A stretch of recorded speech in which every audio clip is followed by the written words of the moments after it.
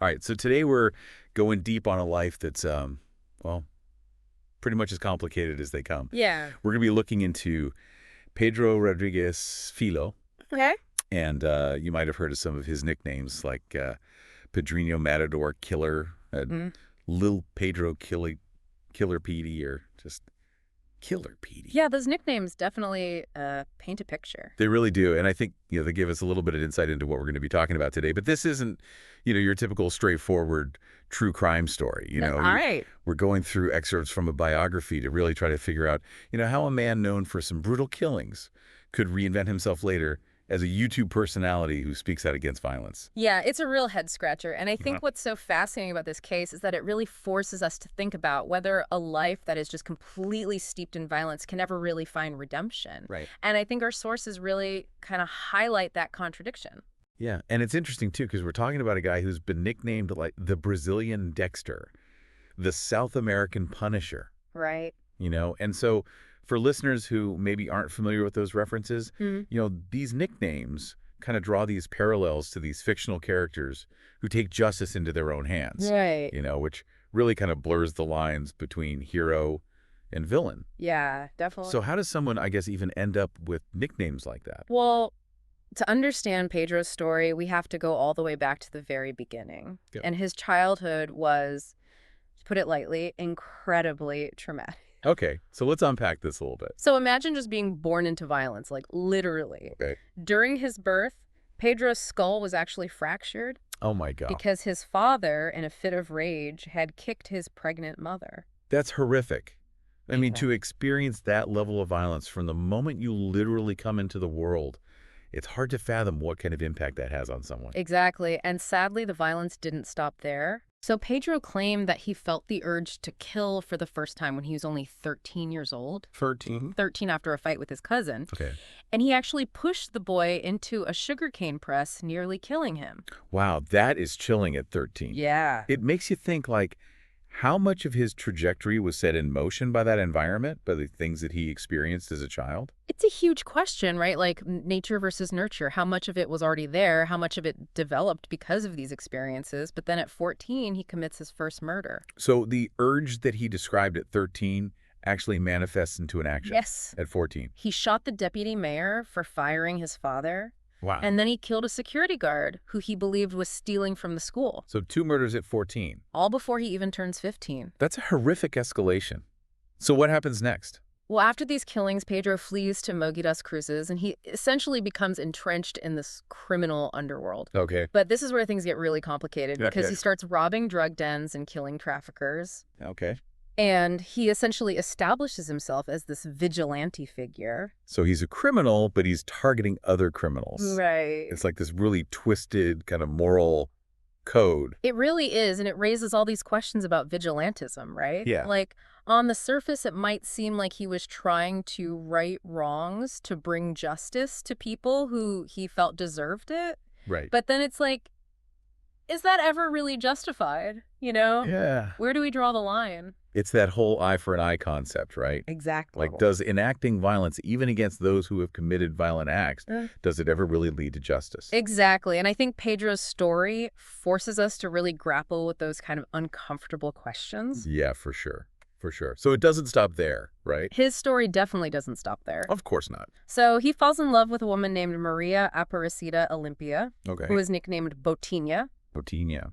And they start this life together, and she even becomes pregnant with his child. And you might think, like, okay, this is where things start to turn around for him. Yeah, like a chance at redemption, maybe? Sadly, no. Okay. A rival gang leader murders Botinha while she is pregnant with Pedro's child. No, my gosh, that's devastating. It really is, and this is where that cycle of violence we were talking about really takes hold. Yep. Consumed by grief and rage, Pedro embarks on this absolutely brutal revenge spree and hunts down and kills every single member of that rival gang. Wow, so he spirals even further into this violence.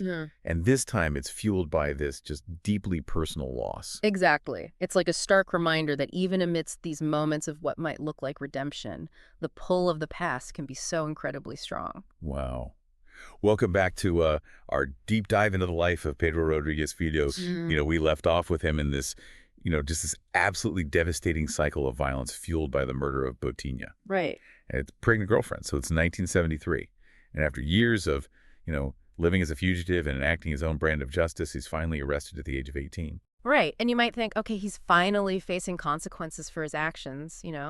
Yeah. But even when he's within the confines of the law, Pedro's story, it takes another really dark turn. Oh, no. While he's being transported. Okay. Still in handcuffs, he actually kills another inmate. Hold on. He killed someone while he was in police custody. He did. Wow. And he claimed that the man was a rapist. Okay. But it just goes to show how deeply ingrained violence was in Pedro's psyche. Right. Even when he's apprehended, he's still operating under this, own code of justice. It makes you wonder about the effectiveness of the prison system then, right? Right. If someone can commit murder while they're literally shackled and under police guard, what does that say about the system's ability to contain and rehabilitate these really violent individuals? It's a really good point, and it kind of brings up the next part of the story, which is the length of Pedro's sentence. Okay. He was sentenced to 126 years. 126 years. That's basically a life sentence, right? It would seem that way, right? But because of Brazilian law at the time, there was a limit on how much time someone could actually serve.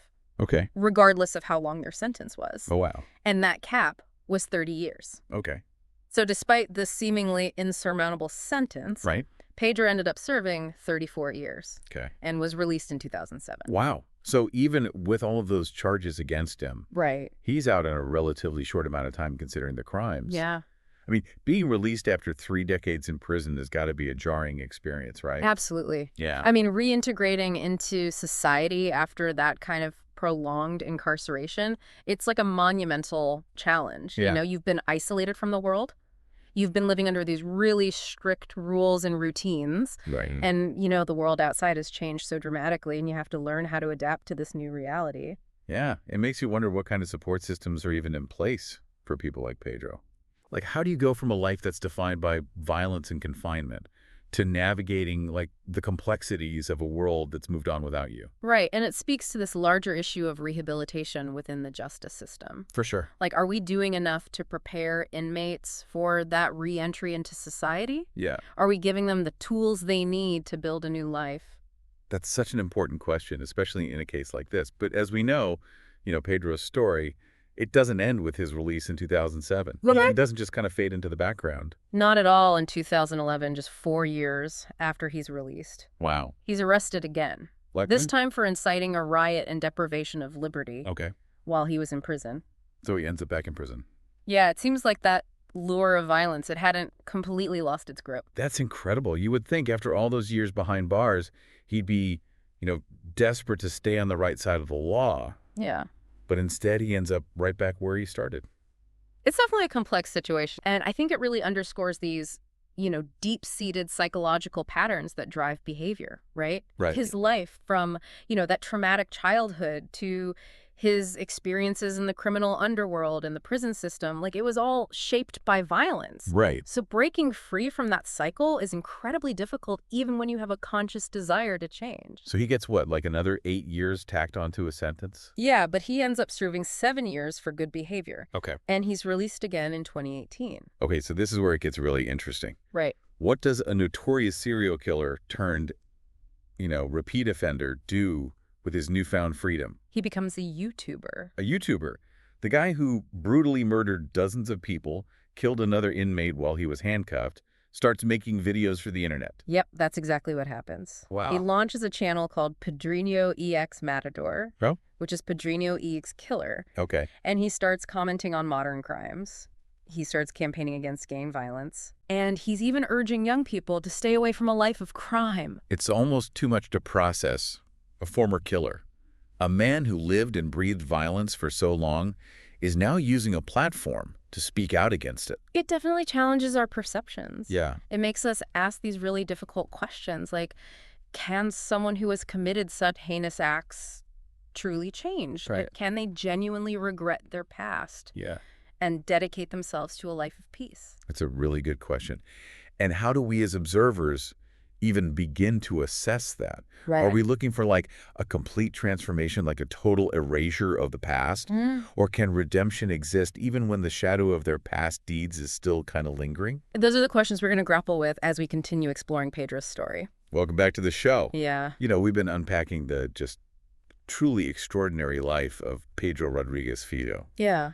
From those violent beginnings Right. to his time in prison to this unexpected release. And now we're trying to make sense of this, late in life transformation into an anti-violence YouTube personality. It's a fascinating and complex situation, right? It really is. We're confronted with this stark contrast, the brutal acts of his past, set against these seemingly genuine attempts to steer others away from that same path. How do we make sense of this YouTube channel? Well, we have to look at what he was actually saying in these videos. Okay. So he names his channel Pedrinho EX Matador, Okay. which is Pedrinho EX Killer. Right. And which right away, acknowledges his past. He's not hiding from it. No, he doesn't shy away from it at all. Yeah. He uses his platform to talk about the harsh realities of prison life. Okay. The devastating consequences of gang violence, Mm-hmm. and, the seductive but ultimately destructive nature of a life of crime. Right. And he speaks with this kind of authority that you can only get from lived experience. It makes you wonder how that audience received it. Were people skeptical? Did they see him as a hypocrite, or were they open to hearing what he had to say? I mean, there was definitely a mixed response, right? Yeah. Some people saw him as a changed man, someone who had atoned for his past and was using his platform for good. Yeah. They found his story inspiring, like a testament to the possibility of transformation. It's like those redemption stories we see in movies, right? It's like right. the hardened criminal who turns his life around and uses his experiences to help others. Right. But it's not that simple, is it? No. Others saw him as a fraud, Oh. as someone who was trying to capitalize on his notoriety and past crimes. Right. They just couldn't reconcile the brutality of his actions with this seemingly reformed persona that he presented online. And it's understandable why people would have that reaction, right? Probably. How do you forgive someone who has taken so many lives? Right. Where do you draw the line between genuine remorse and this kind of calculated self-promotion? It's a question with no easy answers. Yeah. And it speaks to this broader challenge of, forgiveness and redemption. Yeah. Like, are they even possible for someone who has committed such horrific acts? Yeah. Do we as a society even have the right to demand or expect them? And where does personal responsibility come into play? Right.